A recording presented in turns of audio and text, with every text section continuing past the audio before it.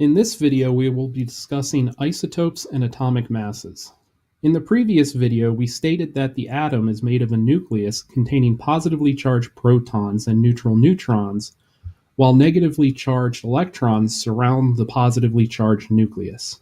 Subatomic particles have rather small masses compared to everyday objects. Instead of grams, chemists therefore use atomic mass units, or AMUs, to discuss the masses of atoms and molecules.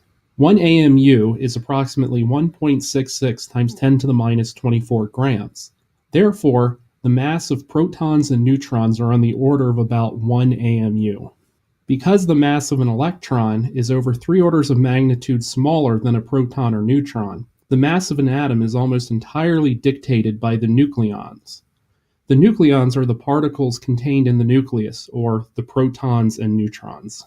We will be discussing the charges of atoms and molecules frequently from here on out.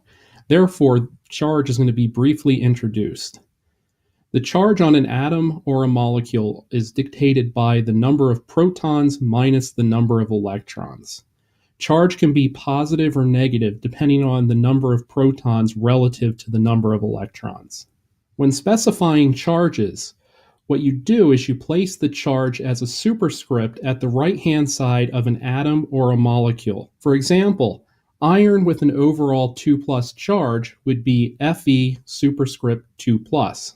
The exceptions to this rule involve having a plus or minus 1 charge or a 0 charge. In this case, we omit the numbers. For example, H0 would just be H. H1+ would just be H+.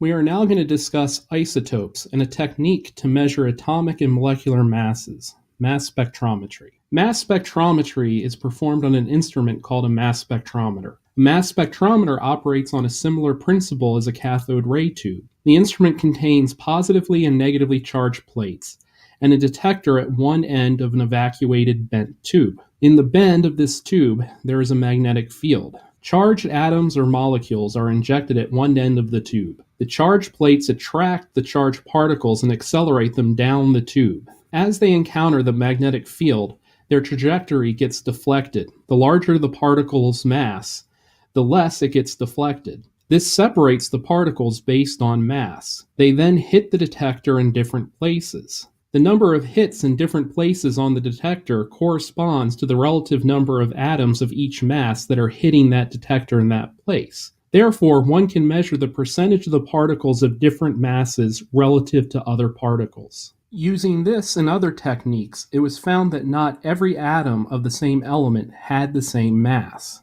Previously, while discussing Dalton's atomic theory, we stated that all atoms of the same element are chemically identical. What differentiates the atoms of one element from the atoms of a different element are the number of protons.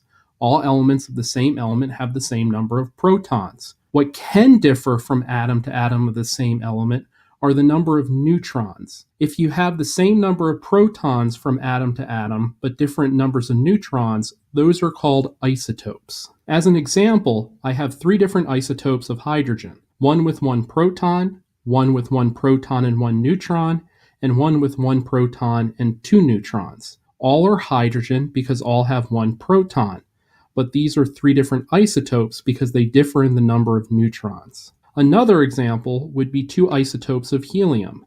In one case, we have 2 protons, 1 neutron, and in the other case, we have 2 protons and 2 neutrons. Both of those are helium because they have 2 protons.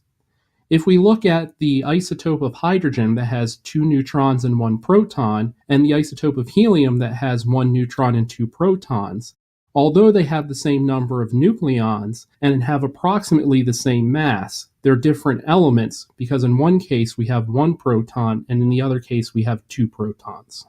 In a future video, we'll be discussing the periodic table.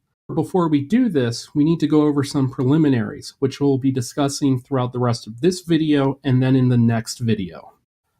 All elements are specified in the periodic table with the atomic symbol for that element and 2 additional pieces of information. The elemental symbol is either an uppercase letter or an uppercase letter followed by a lowercase letter. Sometimes the elemental symbols correspond nicely with the name of the element. For example, in this case, B for boron. We also have O for oxygen and Te for tellurium, for example. Other elemental symbols are not so obvious. Tin, for example, is symbolized as Sn. That's based on its Latin name. Tungsten is symbolized as W for wolfram. In addition to the elemental symbol, we also have the atomic number. This corresponds directly to the number of protons.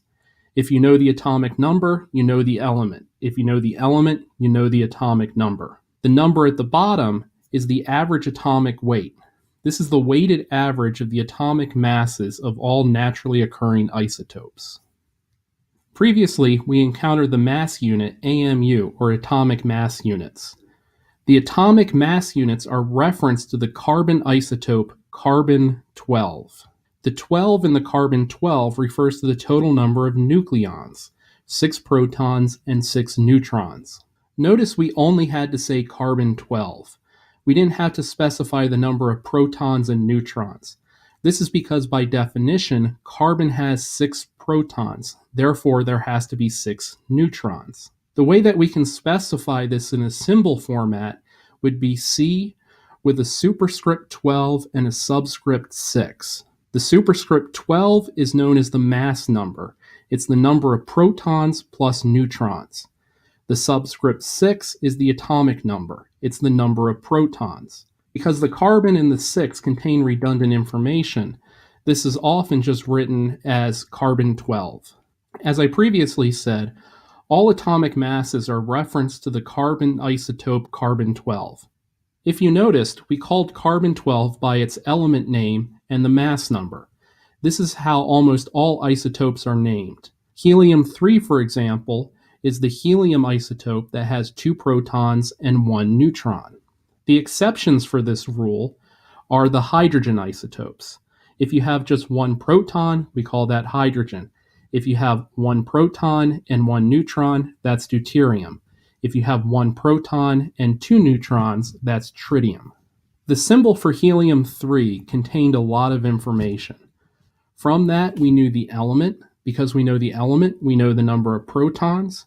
We also know the number of neutrons. Assuming that the charge on that is neutral, we also know the number of electrons. So if you have a little bit of information, you can determine a lot of different properties about that particular isotope. For example, let's say that we have nitrogen-15 with a 3- charge. By definition, nitrogen has 7 protons. Therefore, we know there's 7 protons in nitrogen-15 3-. The mass number is 15. If we take 15 minus 7, we get 8. Therefore, nitrogen-15 has 8 neutrons. The charge of the atom is going to equal the number of protons minus the number of electrons. The overall charge is 3-. We have 7 protons because it's nitrogen. Therefore, nitrogen-15 with a 3- charge has 10 electrons associated with it. We're now going to go through and we're going to do a few problems filling out this table using the information previously given. We're going to start with lead-207 with a 2+ charge. Because it's lead, we know that there has to be 82 protons. The mass number is 207 minus 82. That gives us 125 neutrons. The overall 2+ says that it has a 2+ charge. We have 82 protons. We have a 2+ charge. That means that we have to have 80 electrons. If we look in the second row, we have 11 protons, 12 neutrons, and a 1+ charge. We therefore know that there has to be 10 electrons to give us the 1+ charge. If we look in the periodic table, the element with the atomic number 11 is sodium. 11 plus 12 is 23. That's our mass number, so we have sodium-23 with a plus charge. If we look in the third column, we have 10 neutrons, 10 electrons, and an overall 0 charge. Because we have 10 electrons and a 0 charge, this means we have to have 10 protons. Looking in the periodic table, we have neon, which has an atomic number of 10. It's neon-20, and there's an overall 0 charge. Notice we don't write that 0 charge. On the last row, we have a problem where we're given 35 protons, 45 neutrons, and a -1 charge. Because of this, we know that this is bromine because there's 35 proteins. By definition, bromine has 35 protons. 35 plus 45 equals 80, so we have a mass number of an 80, and we have an overall charge of -1, so we have that negative sign. We know there has to be 36 electrons because we have 35 protons and an overall -1 charge. What we've discussed in this video is that chemists use a unit of mass called an atomic mass unit when discussing the masses of atoms and molecules. We've said that all atoms of the same element have the same number of protons. Isotopes are atoms of the same element, but have a different mass because they have different numbers of neutrons. The overall charge of an atom or molecule is determined by the number of protons minus the number of electrons. The atomic number of an element specifies the number of protons an atom has. And the mass number is the number of protons plus the number of neutrons. In the next video, we'll be discussing atomic weights.